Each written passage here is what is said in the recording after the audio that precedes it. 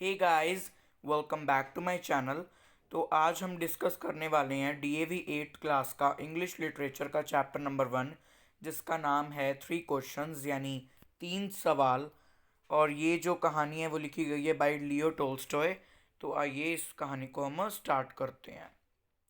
It once occurred to a certain king that if he always knew the right time to begin everything, if he knew who were the right people to listen to and whom to avoid, and above all, if he always knew what was the most important thing to do, he would never fail in anything he might undertake. तो इस paragraph का मतलब क्या है कि एक बार एक king के मन में, किंग के दिमाग में क्या होता है, राजा के मन में एक बहुत मतलब ऐसे अजीबो गरीब से कुछ क्वेश्चंस आने लगते हैं। और वो सोचता है कि अगर मेरे को पता चल जाए कि किसी भी काम को स्टार्ट करने का सही समय क्या है और किन लोगों की बात मुझे सुननी चाहिए और किन लोगों की बात मुझे नहीं सुननी चाहिए, और अगर उसको ये भी पता चल जाए कि सबसे इम्पोर्टेंट काम है क्या करने के लिए, तो फिर क्या होगा। तो अगर फ्यूचर में वो कोई भी काम करेगा, अंडरटेक का मतलब होता है किसी काम को स्टार्ट करना, तो फ्यूचर में अगर वो किसी भी काम को स्टार्ट करता तो उसको कभी भी फेलियर का सामना नहीं करना पड़ता, क्योंकि उसको जब ये सब कुछ पता है कि मेन इम्पॉर्टेंट काम स्टार्ट का क्या करना है ना, और साथ में उसको स्टार्ट करने का सही टाइम क्या है, और साथ में कौन से लोग सही हैं जिनकी बात उसे सुननी चाहिए और किन की नहीं सुननी चाहिए। तो इसलिए वो हमेशा सक्सेस ही सक्सेस हासिल करेगा, उसको कभी फेलियर का सामना नहीं करना पड़ेगा। And this thought having occurred to him, he had it proclaimed throughout his kingdom that he would give a great reward to anyone who would tell him what was the right time for every action and who were the most important या necessary people, and how he might know what was the most important thing to do. अब वही ये 3 questions हैं। तो अब क्या हुआ, जब वो सारे क्वेश्चन, सारे वो जो ख्यालात थे, सारे जितने भी वो थॉट थे, वो क्या थे उसके दिमाग में, लाइक कहते हैं ना भी, जैसे चल ही रहे थे, उसको ये बात वो सोच ही रहा था। तो क्या हुआ, उसने क्या किया, अपनी पूरे किंगडम में, पूरी अपनी प्रजा में ये ऐलान करवा दिया कि जो भी मुझे इन 3 क्वेश्चंस के अच्छे से अच्छे आंसर देगा, वो राजा जो है वो उस इंसान को क्या करेगा, रिवॉर्ड्स देगा, उसको प्राइज देगा। And learned men came to the king, but they all answered his question differently. learned men का मतलब होता है जो पढ़े लिखे लोग होते हैं, समझदार लोग, जो स्कॉलर्स होते हैं लोग, है ना। तो वैसे ही तो उसके दरबार में, राजा के दरबार में फिर क्या हुआ, बहुत सारे लाइक वो आए, बहुत सारे स्कॉलर्स आए, बहुत सारे पढ़े लिखे लोग आए, समझदार जो वाइस मैन होते हैं वो आए। बट लेकिन सभी ने आंसर तो दिया, बट सभी का आंसर क्या था, डिफरेंट था। कोई क्या कह रहा था, कोई क्या कह रहा था। तो सभी का जो क्वेश्चंस के आंसर थे वो डिफरेंट थे। In reply to the first question, some said that to know the right time for every action one must draw up in advance a table of days, months and years and must live strictly according to it. अब पहला question क्या था, अभी किसी भी काम को start करने का सही समय क्या है। तो उस क्वेश्चन के रिप्लाई में कई लोगों ने पता क्या आंसर दिया। तो कई लोगों ने कहा कि अगर राजा को ये पता करना है, किसी काम को स्टार्ट करने का सही समय पता करना है, तो राजा को पहले से ही एक टेबल बना लेना चाहिए, डेज, मंथ्स और ईयर्स का, और उसको स्ट्रिक्टली फॉलो करना चाहिए। ओनली दस said they could everything be done at its proper time. तो उन्होंने कहा तभी सिर्फ कोई भी काम है वो अपने प्रॉपर टाइम पे हो पाएगा। Others declared that it was impossible to decide beforehand the right time for every action. अब कई लोगों ने ये भी कहा कि ये तो इम्पॉसिबल है डिसाइड करना किसी भी काम को करने का समय, ये तो इम्पॉसिबल है। But that not letting oneself be absorbed in idle pastime. तो क्या हुआ फिर, उन्होंने कहा, अब बाकियों ने कहा भी नहीं नहीं, हमें यही बनाना चाहिए, आपको महाराज को टेबल बनाना चाहिए इस चीज़ का, जिससे कि क्या होगा कि अगर महाराजा के पास कोई फ्री टाइम है तो वो उस फ्री टाइम को कभी भी वेस्ट नहीं करेंगे। आइडल पास टाइम यानी, आइडल यानी लाइक जो फ्री पास टाइम होता है उसमें वो उसको ऐसे टाइम पास नहीं करेंगे, उसको भी वो अच्छे से यूटिलाइज करेंगे। One should always attend to all that was going on and then do what was most needful. अब इसमें ये कहा है कि कोई भी इंसान है उसको कभी पहले से ही टाइम नहीं प्रॉपर लाइक तैयार रखना चाहिए, जो भी हो रहा है उसको चलने देना चाहिए, उसको ऑब्जर्व करना चाहिए और अटेंटिव होना चाहिए उस चीज़ के लिए, और बाद में डिसाइड करना चाहिए कि क्या सबसे इम्पोर्टेंट है, क्या सबसे नीडफुल है. Others again said that however attentive the king might be to what was going on. अब कई लोगों ने कहा भी अब किंग भी कितना को अटेंटिव हो हर एक काम में, क्योंकि हर एक इंसान इतना एक्टिव इतना अटेंटिव हर चीज़ में नहीं रह सकता. ठीक है. तो अब क्या आगे बात हो रही है अभी. It was impossible for one man to decide correctly the right time for every action. अब कई लोग ये भी कह रहे थे कि ये तो इम्पॉसिबल है किसी भी इंसान के लिए ये डिसाइड करना कि किसी भी काम को लाइक किसी भी काम का राइट टाइम क्या है. तो अब क्या हो रहा था उनके बीच में आर्ग्यूमेंट्स हो रहे थे, डिबेट हो रही थी. But that but that he should have a council of wise men who would help to fix the proper time for everything. अब कई लोग ये भी कह रहे थे कि जो महाराजा हैं उनको उनके पास एक पूरा ग्रुप होना चाहिए, एक काउंसिल होनी चाहिए ऑफ वाइस मैन, यानी पढ़े लिखे समझदार लोगों की, जो कि उनको टाइम टाइम पे बताते रहें किसी भी काम को स्टार्ट करने का सही समय. But then again, others said that there were some things which could not wait to be laid before a council, but about which one had at once to decide whether to undertake them or not. अब undertake का मतलब मैंने आपको पहले भी बताया कि start करना किसी भी काम को. तो अब जो कई लोग कह रहे थे एक काउंसिल ऑफ वाइस मैन बनाने की, तो उसके रिप्लाई में कुछ लोगों ने कहा कि नहीं नहीं ये तो बिल्कुल गलत है काउंसिल ऑफ वाइस मैन बनाना, क्योंकि काउंसिल ऑफ वाइसमैन कुछ कामों में तो काउंसिल ऑफ वाइसमैन का क्या होता है कि अगर कोई टॉपिक है, अगर कोई बात है, कोई प्रॉब्लम है, तो उनको अपने दरबार में बुला लो, सलाह मशवरा कर लो और उसको प्रॉब्लम को सॉर्ट आउट कर लो.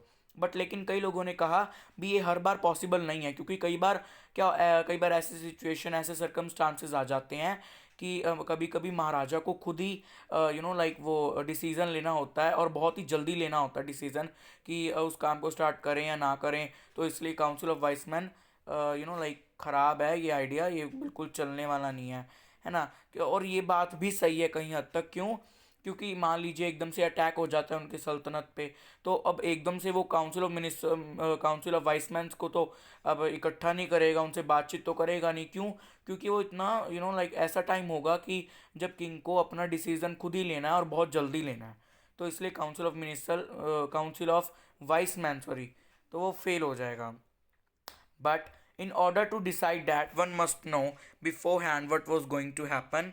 It is only magicians who know that, and therefore, in order to know the right time for every action, one must consult magicians. अब कई लोगों ने पता क्या कहा, कई लोग कह रहे थे कि अगर आपको ये जानना है भी किसी भी काम को स्टार्ट करने का सही समय क्या, तो वो तो पावर ऐसा सब कुछ लाइक आकाशवाणी भविष्यवाणी करने की सारी जितनी नॉलेज होती है ऐसे कामों की, वो तो सभी मैजिशियंस के पास होती है. तो अगर आपको ऐसा कुछ आंसर चाहिए तो आप मैजिशियंस के पास जाओ, उनसे कंफर्म करो, उनसे कंसल्ट करो और अपना जो ये प्रॉब्लम सॉर्ट आउट कर लो. Equally various were the answers to the second question. अब वैसे ही जैसे फर्स्ट क्वेश्चन का क्या था, सभी लोग अलग अलग डिफरेंट डिफरेंट आंसर दे रहे थे, वैसे ही सेकंड क्वेश्चन का भी जो आंसर था वो सभी लोग डिफरेंट डिफरेंट दे रहे थे. अब कई लोगों ने क्या कहा, अब सेकंड क्वेश्चन क्या था कि किन लोगों की बात सुननी चाहिए और किन लोगों की बात नहीं सुननी चाहिए. तो उसके आंसर के रिप्लाई में लोगों ने क्या कहा. अब कई लोगों ने कहा the people some said the people the king most needed were his counselors, others the priest, others the doctor, while some said the warriors were the most necessary. अब क्या था, कुछ लोग कह रहे थे कि जो किंग है उसको अपने काउंसलर्स की सुननी चाहिए, कुछ कह रहे थे प्रीस्ट की. प्रीस्ट होते हैं या जो मंदिर में पंडित होते हैं या जो चर्च में फादर होते हैं ना, तो उनको बोलते हैं प्रीस्ट. तो अब कई लोग कह रहे थे डॉक्टर्स की सुननी चाहिए, अब कई लोग कह रहे थे जो योद्धा होते हैं उनकी सुननी चाहिए. तो सभी कैसे वेरी कर रहे थे आंसर. थर्ड क्वेश्चन का आंसर क्या क्या था, थर्ड क्वेश्चन क्या था, इंपॉर्टेंट वर्क, इंपॉर्टेंट ऑक्यूपेशन. तो to the third question as to what was the most important occupation, some replied that the most important thing in the world was science. अब कई लोग कह रहे थे आपको साइंस का ज्ञान लेना चाहिए, साइंस पढ़नी चाहिए, क्योंकि मोस्ट इंपॉर्टेंट थिंग वर्ल्ड में साइंस है. अब कई कह रहे थे other said that it was skill in warfare. अब वॉरफेयर क्या होता है, रणनीति, युद्ध नीति. ठीक है. तो कई लोग कह रहे थे आप महाराजा हो तो आपको युद्ध लाइक रणनीति में आपको भाग लेना चाहिए. और कई कह रहे थे that it was religious worship, आपको भगवान में विश्वास रखना चाहिए, भगवान की भक्ति करनी चाहिए। तो ऐसे हर एक क्वेश्चन का डिफरेंट डिफरेंट आंसर था। All the answers being different, the king agreed with none of them and gave the reward to none. अब क्या हुआ, जो किंग था वो किसी के भी आंसर से अच्छे से लाइक हम कह सकते हैं कि सेटिस्फाइड नहीं हुआ था, तो उसने रिवॉर्ड भी किसी को नहीं दिया। But still wishing to find the right answers of his question, he decided to consult a hermit widely renowned for his wisdom. तो क्या था, वो एकदम सेटिस्फाइड नहीं था, बट लेकिन अभी भी उसमें वो इच्छा थी आंसर्स ढूंढने की उन क्वेश्चंस के। तो उसने क्या किया, उसने ये डिसाइड किया कि अब ये 3 क्वेश्चनों के जो आंसर्स हैं वो मैं एक हर्मिट से, हर्मिट का मतलब होता है, नीचे लिखा है one who has renounce the world for religion, एक ऐसा इंसान जो कि बहुत सिंपल सोबर रहता हो, जो भगवान की आराधना में लगा रहता है, जिनको हम बोलते हैं साधु संत। ठीक है, तो वो उसने अब सोचा कि इन 3 क्वेश्चंस के आंसर जो हैं वो मैं एक हर्मिट से कंसल्ट करूंगा, जो कि बहुत जाने माने हर्मिट है। रिनाउन का मतलब होता है famous, well known. The hermit lived in a world which was never quitted and he received none but common folk. अब क्या है कि जो हर्मिट था वो लाइक हम कह सकते हैं कि पहाड़ों में, सॉरी पहाड़ों नहीं, हम कैसे हैं भी जंगल में रहता था। और वो सिर्फ किन की बातें सुनता था, वो किन के साथ ज़्यादा रहना पसंद करता था, कॉमन लोग जो नॉर्मल पर्सन होते हैं उनके साथ ही वो ज़्यादा रहना पसंद करता था। So the king put on simple clothes and before reaching the hermit cell dismounted from his horse and leaving his bodyguard behind went to a lawn. अब क्या हुआ, जैसे हर्मिट को पता, उसको किंग को पता चला कि जो हर्मिट है वो तो सिर्फ कॉमन पीपल से ही मिलता है, तो किंग ने भी क्या किया, अपने साधारण सी वेशभूषा अपनी जो क्या मतलब उसकी जो राजा वाली जो उसकी पोशाक थी उसको उसने उतार दिया, कॉमन लोगों वाले कपड़े जो थे वो डाल लिए, और हर्मिट की जो कुटिया थी वहाँ पे पहुँचने से पहले उसने क्या किया, वो अपनी जो अपना जिस घोड़े पे वो आया था घोड़ा भी पीछे छोड़ दिया और अपने बॉडीगार्ड्स को भी पीछे छोड़ दिया, और बाद में जो हर्मिट की झोपड़ी थी वहाँ पे खुद पैदल अकेला गया था। When the king approached, the hermit was digging earth in front of his hut. Seeing the king, he greeted him and went on digging. अब क्या होता है, जब किंग पहुंचता है हर्मिट के पास, तो हर्मिट क्या कर रहा होता है, जो लाइक धरती में गड्ढे खोद रहा होता है। तो फिर जब हर्मिट देखता है किंग को, हर्मिट को नहीं पता कि वो किंग है, ठीक है, बट लेकिन जो हर्मिट जब किंग को देखता है वो उसको ग्रीट करता है, यानी उसको बुलाता है कि हाय हेलो या नमस्ते, जैसे भी वो उसको ग्रीट करता है, और फिर से अपना क्या करता है, डिगिंग में काम में लग जाता है, जो वो पहले अपना काम कर रहा होता है। The hermit was frail and weak and each time he stuck his spade into the ground and turn a little earth he breath heavily. इसका मतलब है कि जो हर्मिट है वो बहुत ज़्यादा फ्रेल था और वीक था, and each time he stuck his spade, इसका मतलब है कि जो हर्मिट था फ्रेल, फ्रेल का मतलब होता है कि किसी इंसान को अच्छा न्यूट्रिशन ना मिलना, उसकी हेल्थ अच्छी ना होना, वो अच्छा इंसान लाइक हम जिसको कहते हैं हेल्दी पर्सन ना होना। तो हर्मिट जो था वो बिल्कुल हेल्दी नहीं था और बहुत ज़्यादा वीक था। तो वो हर टाइम क्या कर रहा था, बस अपने ये जो इंस्ट्रूमेंट्स है जिससे वो खोद रहा है, जिसको स्पेड बोलते हैं, तो बस उसको ही वो अपना, उससे ही वो अपनी जो धरती थी वो उसको खोदे जा रहा था, गड्ढे खोद रहा था, और धीरे धीरे क्या लंबी लंबी सांसें ले रहा था। The king went up to him and said, I have come to you wise hermit to ask you to answer 3 questions. अब किंग वहाँ पे पहुँचा तो उसने कहा कि तुम कैसे हो, मैं यहाँ पे तुम्हारे पास वाइस हर्मिट, मैं तुम्हारे पास कुछ अपने 3 क्वेश्चंस हैं, उनका आंसर, उनका हल पाने आया हूँ। How can I learn to do the right thing at right time, who are the people I most need and whom should I therefore pay more attention to than to rest, and what affairs are the most important and need my first attention। अब जैसा कि आप देख रहे हो उसमें कि पहले पहले उसने मतलब जो क्वेश्चन सेम है। क्या क्वेश्चन है कि किसी भी काम को what is the right time to start a work, ठीक है, और दूसरा क्वेश्चन क्या है कि who are the like people to listen to and to whom to note, और थर्ड क्वेश्चन क्या है, इंपॉर्टेंट ऑक्यूपेशन। तो पहली बार कुछ और उन्होंने बनाकर बताए थे क्वेश्चन, दूसरी बात कुछ और, तीसरी बात कुछ और, तो ये क्वेश्चन सेम ही हैं, बस थोड़ा उन्होंने डिफरेंट लैंग्वेज में अपने बना के लिख दिए हैं। The hermit listen to the king but answer nothing. अब जो हर्मिट था उसने सुने तो सारे क्वेश्चंस, बट लेकिन उसने आगे से जवाब कुछ नहीं दिया। He just pat on his hand and recommenced digging. अब क्या होता है, रिकमेंस का मतलब है स्टार्टेड अगेन। ओके, तो अब क्या होता है कि जो हर्मिट था उसने सुना उसके क्वेश्चंस को, he just pat on his hand and recommenced. अब उसने क्या किया, वो सुन लिया, फिर से वो अपने उसी काम में लग गया। You are tired said the king, let me take the spade and walk a while for you. अब क्या होता है, जो किंग होता है, किंग जब देखता है और पूछता है कि क्या मतलब उसने हर्मिट ने क्वेश्चन सुने बट लेकिन उनका कोई आंसर नहीं दिया, तो किंग को लगता है कि शायद ये थक हो सकता है कि ये थक गए हो। तो हर्मिट जो है वो क्या पता वो थक गए हो, तो फिर किंग बोलता है कि क्या तुम थक गए हो, अगर तुम थक गए हो तो तुम बैठो, तुम मुझे स्पेड दो और मैं आपके लिए थोड़े कुछ टाइम के लिए काम करता हूँ। फिर thanks said the hermit and given the spade to the king, he sat down on the ground. अब वो कुछ थक भी गया था तो उसने स्पेड दे दी किंग को और खुद बैठ गया थैंक यू बोलते हुए।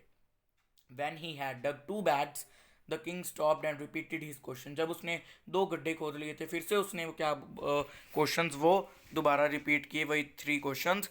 The hermit again gave no answer but Rose stretched out his hand for the spade and said, now rest a while and let me work a bit. अब उसने questions पूछे, फिर से हर हर्मिट ने सुने तो सही क्वेश्चन, बट लेकिन उनका कोई आंसर नहीं दिया पर्टिकुलर। तो फिर क्या हुआ, उसने फिर अपना हाथ आगे बढ़ाया और कहा कि अब तुम थक गए होगे किंग, अब तुम मुझे दे दो और तुम आराम करो और मैं अब थोड़ी देर काम करता हूँ। तो ऐसे वो लाइक अपनी जो उनकी वो थी बारी चेंज हो रही थी, कभी वो बैठ जाता तो वो काम करता और वो बैठ जाता तो वो काम करता, तो ऐसे उनकी लाइक पोजिशंस वो अपने चेंज कर रहे थे बारी बारी। But the king did not give him the spade and continue to dig.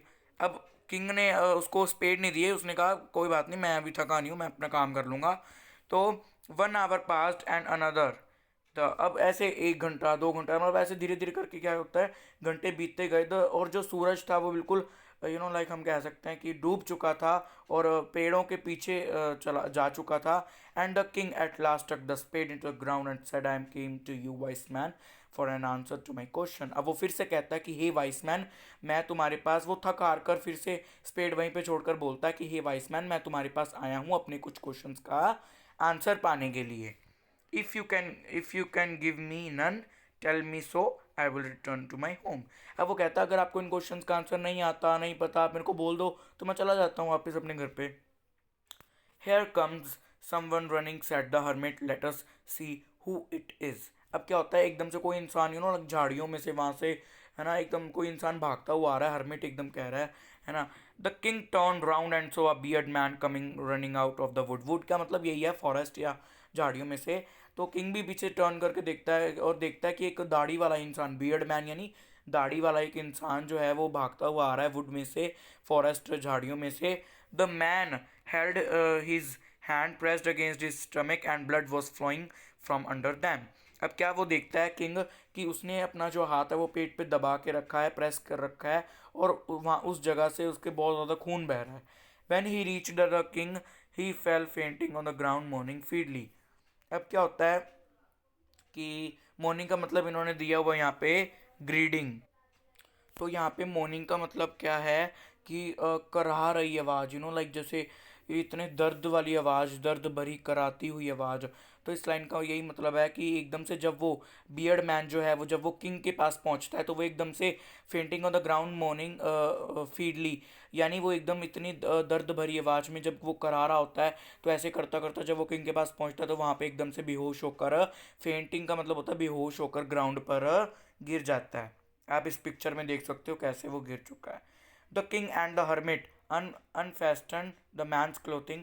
अब क्या जो किंग और हर्मिट यार अब उनको हेल्प तो करनी है उस इंसान की, बेशक उनको पता नहीं कि वो कौन इंसान है बट लेकिन फिर भी किंग एंड हर्मिट ने क्या किया, उस जहाँ से उसके खून आ रहा था उस जगह से क्या किया, किंग और हर्मिट ने वहाँ से वो कपड़े वहाँ पे उतारे। There was a large wound in his stomach. Wound का मतलब होता है जख्म।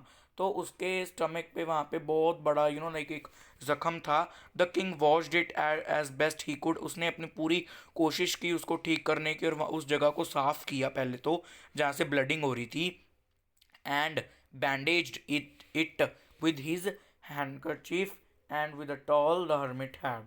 अब जो किंग के पास एक हैंकरचीफ था, जो हैंकी था, उससे उसने वहाँ पे बैंडेज कर दिया और जो टॉवल था हर्मिट के पास उससे भी कर दिया।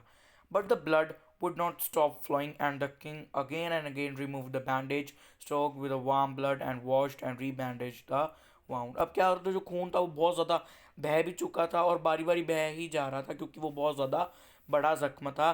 तो किंग किंग से अपना जितना पॉसिबल हो रहा था, जितना अच्छा वो कर सकता था उतना अच्छा बारी बारी कर रहा था। बारी बारी उसको वॉश करता था, ब्लडिंग आती थी, बारी बारी उसको धोता था, साफ करता था उस जगह को, फिर से वहाँ पे बैंडेज कर देता था। तो उससे जितना भी हो रहा था वो अपना प्रॉपर कर रहा था। When at last the blood ceased flowing, the man revived and asked for something to drink. अब क्या होता है कि जब जैसे ही मतलब वहाँ पे खून बंद हो जाता है आना, तो कुछ टाइम बाद जो वो इंसान है, द बियर्ड मैन, जो दाढ़ी वाला इंसान है, उसको एकदम से होश आता है और वो कुछ मांगता है पीने के लिए। तो किंग जो होता है वो कुछ उसके लिए फ्रेश वाटर, कुछ ताज़ा पानी लाता है उसको, उसके पीने के लिए। तब तक क्या होता है, पूरा जो सूरज है वो पूरा मतलब हम कह सकते हैं कि ढल चुका होता है, शाम हो चुकी होती है। And it had become cool, cool यानी ठंडक हो जाती है उस टाइम, शाम हो जाती है ना, क्योंकि इसलिए। So the king with the hermit's help carried the wounded man into the hut and laid him on the bed. अब किंग और हर्मिट दोनों लाइक वो एक दूसरे की हेल्प लेते हैं, और वो जो इंसान जख्मी होता है उसको उठाकर, उसको एकदम ऐसे पकड़कर वहाँ पे बेड पे सुला देते हैं, उसको वहाँ पे लिटा देते हैं उसको। Lying on the bed the man enclosed his eyes and was quite. अब एकदम से वो इंसान, जो दाढ़ी वाला इंसान है, वो बेड पे लेटता है, 2 मिनट शांत होता है, अपनी आंखें बंद करता है और एकदम से चुप हो जाता है। But the king was so tired with his walk and with the work he had done that he crouched down on the threshold and fell asleep। अब इसका मतलब है कि वो तो चलो सो जाता है, ठीक है, वो चुप हो जाता है जो बियर्ड मैन होता है, और सो जाता है, अपनी आंखें बंद कर लेता है। साथ में क्या होता है, जो किंग होता है वो भी बहुत ज़्यादा सुबह से थक चुका होता है, क्योंकि देखो वो वहाँ पर आया, उसने वहाँ पर जाकर गड्ढा मतलब गड्ढे भी खोदे, इतनी प्रैक्टिस करी, फिर वो आया, उसके कपड़े चेंज किए, तो वो उसने एक दिन में बहुत ज़्यादा काम कर लिया होता है, मे बी जो एक किंग करता भी नहीं है। क्योंकि किंग जो होता है वो लग्जरी लाइफ में लाइक जीते हैं, और उनको ये सब काम ना उनको करने आते, ना उन्होंने कभी किए होते हैं। तो मे बी इसकी वजह से वो बहुत ज़्यादा थक चुका होता है उस दिन। तो वो क्या होता है, एकदम से वो भी इतना बुरी हालत में है ना, एकदम से वहीं पे थ्रेशोल्ड का मतलब यहाँ पे है एंट्रेंस। तो क्या होता है, वो भी वहाँ पे जो हट होती है, हट की जो एंट्रेंस होती है जहाँ से एंटर करते हैं, वहीं पे ऐसे लड़खड़ा कर वहाँ वो भी वहाँ पे गिर जाता है और वहीं पे ऐसे एंट्रेंस पे सो जाता है। और ऐसे सोता है जैसे वो कितने सालों से, कितने टाइम से सोया ही ना हो। और शॉर्ट समर नाइट, उस टाइम छोटी रातें होती हैं समर के टाइम में, लिखा हुआ है यहाँ पे सीज़न का नेम।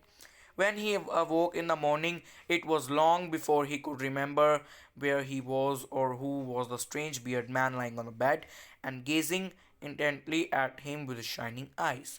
अब क्या होता है, जैसे वो सुबह उठता है तो वो एकदम से सब वो ऐसे सोचता है कि मैं कहाँ हूँ, और ये जो बियर्ड मैन जो पड़ा हुआ है बेड पे ये कौन है, और उसकी तरफ एकदम ऐसी तीखी नज़रों से, इंटेंटली का मतलब है पेइंग फुल अटेंशन, ये पूरी अपनी लाइक फोकस से उसको, पूरी अपनी शाइनी आइज से, है ना, पूरी तीखी नज़रों से उसको देख रहा होता है। आगे से जो बियर्ड मैन है वो क्या कहता है, forgive me, in a week voice, एकदम लाइक करहा रही होती है जो आवाज़, अभी वो ठीक नहीं हुआ था, तो ऐसे बोलता है प्लीज़ मुझे माफ़ कर दो। When he saw the king was awake and was looking at him. जब ये लाइक बियर्ड मैन देखता है कि किंग उठ गया है और मेरी तरफ देख रहा है, तो उसको कहता है मुझे आप माफ़ कर दो। I do not know you and have nothing to forgive you, said the king. अब किंग कहता है ना मैंने, ना तुमने मेरे साथ कुछ ऐसा किया, और ना मैं तुम्हें इतना जानता, तो मैं तुम्हें माफ़ किस बात का कर दूँ, तुमने कौन सा कोई गलती की है। तो you don't know me but I know you, I am the that animal of yours who swore to revenge himself on you because you executed his brother and seized his property. I knew you had gone alone to see the hermit and to resolved to kill you on your way back. अब क्या होता है कि जो वो होता है Beardman, Beardman कहता है कि मुझे पता है तुम मेरे को शायद नहीं जानते होगे, बट लेकिन मैं तुम्हें अच्छे से जानता हूँ। तुमने मेरे भाई की जो ज़मीन थी, जो प्रॉपर्टी थी, वो हड़प ली थी, और मैंने एक उस दिन से कसम खा ली थी कि मैं तुम्हें मार दूंगा।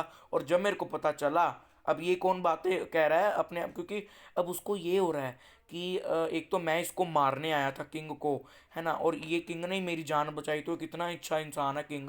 तो फिर उसको सारा यू नो अपनी मिस्टेक रियलाइज़ हो गई। वो आगे से उसको सॉरी मांग रहा है और कह रहा है कि मैंने ये पूरा प्लान बना लिया था, जब मेरे को पता चला कि तुम हर्मिट के पास जा रहे हो, तो जब शाम को तुम आओगे, जब तुम वहाँ से आओगे तो मैं तुम्हें रास्ते में मार दूंगा ऑन योर वे बैक, जब तुम वापस आ रहे होगे। But the day passed and you did not return. और वो अपनी बातें कर रहा है कि जब डे पूरा ढल गया तो तुम नहीं आए, तो क्या हुआ, मैं अपनी एम्बस टू फाइंड यू। अब वो क्या कह रहा है, मैं अपनी एम्बस से बाहर निकल गया। एम्बस यानी हाइडिंग प्लेस, जहाँ पे वो छुप कर देख रहा था कि वो किंग कब आएगा। तो वो कह रहा है कि जहाँ पे मैं छुपा हुआ था मैं वहाँ से बाहर निकला, और क्या हुआ, जब जैसे ही मैं बाहर निकला तुम्हारे बॉडीगार्ड्स ने मेरे को देख लिया और पहचान लिया कि ये तो वही इंसान है, वही इसका दुश्मन है किंग का, ये तो मार सकता है। तो इससे पहले मैं भागता है कुछ करता, तुम्हारे बॉडीगार्ड्स ने मुझे ही मार दिया, मुझे ही मतलब वाउंडेड कर दिया, मुझे जख्मी कर दिया। I escaped from them but should have bled to death. अब मैं वहाँ से भाग रहा था, है ना, I escaped from them but should have bled to death. मैं मर गया होता, had you not dressed me wounds, अगर तुमने मेरी जान ना बचाई होती, मुझे इतनी बैंडेज ना की होती, मेरी देखभाल ना की होती, तो आज मैं मर मर चुका होता। I wish to kill you and you have saved my life. अब वो इतना मतलब प्यार से नरमी से बोल रहा है कि मैंने तुम्हें मारना चाहा और उसके उल्टा बदले में तुमने ही मेरी जान बचाई। Now if I alive I and I and I if you wish it, I will serve you as your most faithful slave and will bid my sins to do the same, forgive me। अब वो कह रहा है अगर मैं और जिया, अगर मैं ठीक हो गया, मैं जी लिया, अगर मेरी जान बच गई, तो मैं तुम्हारा हमेशा आज्ञाकारी गुलाम बन के रहूँगा और अपने बच्चों को भी तुम्हारी गुलामी करने के लिए कहूँगा, प्लीज़ मुझे तुम माफ़ कर दो। The king was very glad to have made peace with his enemy so easily. अब किंग तो बहुत खुश हो रहा था कि चलो यार, जो भी हमारे में कोई गिला शिकवा था, जो भी हमारे अंदर भड़ास थी, वो निकल गई, बिल्कुल शांति से बातचीत होके सारा कुछ सॉर्ट आउट हो गया। And to have gained him for a friend, अब वो एक दूसरे को फ्रेंड जैसा समझ रहे थे। And he not only forgave him but also said him that he would send his servants and his own physician to attend upon him and promised to restore his property. अब जो king था, king भी उनसे बहुत like friendly हो गया था। King ने उसको माफ़ भी कर दिया था, और ना ही सिर्फ माफ़ किया था, किंग ने उसको ये भी कहा कि मैं अपने नौकर चाकर और मैं जितने भी मेरे खुद के पर्सनल डॉक्टर्स हैं, फिजिशियन हैं, मैं उनको तुम्हारे घर पे भेजूंगा तुम्हारा प्रॉपर ट्रीटमेंट करने के लिए, ताकि तुम जल्दी से जल्दी ठीक हो जाओ, और जो भी प्रॉपर्टी मैंने तुम्हारी हड़पी थी तुम्हारे भाई की, मैं वो सारी प्रॉपर्टी तुम्हारी वापस कर दूंगा। Having taken leave of the wounded man, the king went out into porch and looked around for the hermit. Before going away, he wished once more to beg an answer to the question he had put. अब जब वो अब bounded man जो था उसको तो ले गए, है ना, वो तो अब जैसे अपने घर चला गया, तो अब किंग को भी ये हुआ, भाई मैं तो शाम को आया था, अब सुबह हो गई, अब ये जो हर्मिट है इसने तो मेरे आंसर दिया नहीं, अब मेरे को भी चलना चाहिए। तो किंग भी वहाँ जो पोर्च एरिया होता है वहाँ पे आया, और फिर वो हर्मिट को देख रहा होता है। तो फिर वो सोचता है चलो लास्ट टाइम एक बार पूछ के देखूँ मैं, क्या ये क्वेश्चंस के आंसर देते हैं कि नहीं। तो क्या हुआ, तो हर्मिट तो बाहर ही था, on his knees sowing seeds in the bed that he had dug on the day before. अब जो हर्मिट है वो तो बाहर अपनी झोंपड़ी के बाहर क्या कर रहा होता है, वो जो कल उसने गड्ढे खोदे होते हैं ना कल शाम को, उसमें वो अपने सीड्स डाल रहा होता है, वो जो होते हैं, ठीक है, अपने बीज बो रहा होता है वहाँ पे। तो the king approached him and said for the last time I pray you to answer my question wise man. अब तो लास्ट टाइम बोलता है किंग, वहाँ पे पहुँचता पहुँचता बोलता है कि मैं लास्ट टाइम तुमसे पूछ रहा हूँ वाइस मैन, कि अगर तुम मेरे क्वेश्चन का आंसर दे सकते हो तो प्लीज़ दे दो। तो you have already be answer said the hermit. अब हर्मिट ने कहा तुम्हें तो अपने सभी प्रश्नों का उत्तर मिल चुका है। Still crouching on his thin legs and looking up at the king who stood before him. अब वो तो वैसे उस पोजीशन में बैठा हुआ था, बट लेकिन वो आगे बीज बो रहा था और पीछे किंग खड़ा था। तो वहीं से मतलब करते करते ही वो बोल रहा था कि तुम्हें अपने सभी प्रश्नों का हल खुद ही मिल गया है। अब आगे से किंग इतने शॉकिंग में बोल रहा है, how answered, what do you mean, कैसे आंसर, मुझे कहाँ से मिले और तुम क्या कहना चाहते हो। तो अब वो क्या कह रहा है, do you not see, replied the hermit. अब हर्मिट ने कहा क्या तुमने देखा नहीं, if you had not pitied my weakness yesterday and had not dug these beds for me but had gone your way, then the man would have attacked you and you would have repented for not having stayed with me. So the most important time was when you were digging the beds. अब वो कह रहा है कि तुमने देखा नहीं कल क्या हुआ, अगर मान लो मैं इतना वीक ना होता, तुम यहाँ पे ना आते मेरे से क्वेश्चन के आंसर पूछने, है ना, मैं थक हार कर तुम्हें अपनी स्पेड ना देता काम करने के लिए, तुम मान लो गड्ढे ना खोदते, ठीक है, और मान लो गड्ढे ना खोदते तो तुम तो वापस चले जाते, क्योंकि क्या हुआ कि जब तुम गड्ढे खोद खोद रहे थे, एक दूसरे की वो पोजीशन चेंज कर रहे थे, कल जो कर रहे थे, तो काफ़ी टाइम हो गया था, तो वो आया था बियर्डमैन, तो मान लो अगर वो उससे पहले ही वो अगर वो गड्ढा ना खोदता किंग और वो चला जाता वापस अपने घर, तो फिर तो रास्ते में मार देता उस इंसान, मतलब वो जो इंसान बियर्डमैन था वो मार देता, ठीक है, किंग को। तो इसलिए मोस्ट इम्पॉर्टेंट टाइम कौन सा टाइम हुआ, अब उसका यही तो क्वेश्चन था कि मोस्ट इम्पॉर्टेंट टाइम क्या है किसी भी काम को, तो मोस्ट इम्पॉर्टेंट टाइम क्या था उस टाइम, डिगिंग द बेड्स, क्योंकि वो बहुत इंपॉर्टेंट टाइम था, अगर वो बेड्स को डिग ना करता, वो चला जाता तो वो मर जाता आज। And the most important man and to do me good was your most important business. तो and I was the man, और कौन था जो हर्मिट था, वो बहुत इंपॉर्टेंट पर्सन था, क्यों, क्योंकि अगर मान लो अब हर्मिट भी उसको जवाब दे देता तो भी वो चला जाता, तो सुनने वाला, क्योंकि अगर देखो उसने आंसर नहीं दिए तभी तो वो वहाँ पे स्टे किया ना। And to do me good was your most important business, और उसके साथ अच्छा करना बहुत अच्छा काम था और इम्पॉर्टेंट बिजनेस था, बट लेकिन afterwards when that ran come to us, वो तो ठीक है, बट लेकिन जब वो इंसान आया तब मोस्ट इम्पॉर्टेंट टाइम कौन सा था, जब तुमने उसकी देखभाल की, उस जख्मी इंसान को तुमने बचाया। And if you had not dressed his wound he would have died without having made peace with you। और मान लो अगर तुम ना उसकी हेल्प करते, है ना, तो क्या होता, मर तो जाता, बट लेकिन अब वो नहीं मरा तो राजा और उस दुश्मन में कितनी अच्छी तरीके से सुलह हो गई, तो सुलह भी ना हो पाती। So he was the most important business, वो बहुत इंपॉर्टेंट बिजनेस था तुम्हारा, क्या करना, मोस्ट इम्पोर्टेंट टाइम क्या था, जब तुम उस इंसान की जान बचा रहे थे, और काम क्या था, जान बचाना। Remember then there is only one time that is important, the only time when we have any power, the most necessary man is he with whom you are, for no man knows whether he will ever have dealing with anyone else, and the most important affair is to do him good, because for that purpose only the man was sent into this life। तो अब वो क्या कह रहा है कि अब हमेशा याद रखना कि मतलब हमारा जो टाइम होता है इम्पोर्टेंट टाइम, वो कब होता है, जब हमारे पास कोई पावर होती है, ठीक है, जब हमारे पास कोई हाथ में पावर है, हमारी किसी भी प्रकार की अच्छी पावर है, तो वो हमारा इम्पोर्टेंट टाइम होगा।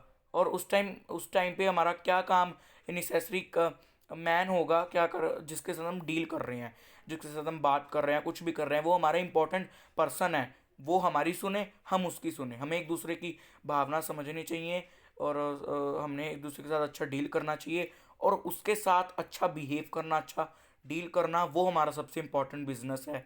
इसलिए मनुष्य को इस धरती पर भेजा गया अच्छा काम करने के लिए। तो आगे इस चैप्टर में अगर आपको क्वेश्चंस भी आएंगे तो इसमें यही आएगा कि present time is the most significance time, क्योंकि प्रेजेंट टाइम एक ऐसा टाइम होता है कि जिस टाइम आप किसी इंसान से मिल रहे हो, तो प्रेजेंट मोमेंट में वही इंसान के साथ आप अच्छा करो, वही बहुत इंपॉर्टेंट है ना, और उसकी बात सुनो, ठीक है, और वही सही सही समय है, ठीक है। तो ये प्रेजेंट टाइम को बहुत सिग्निफिकेंस दी गई है इस चैप्टर में। तो ये चैप्टर हमारा यहाँ पे अब ख़त्म हो रहा है।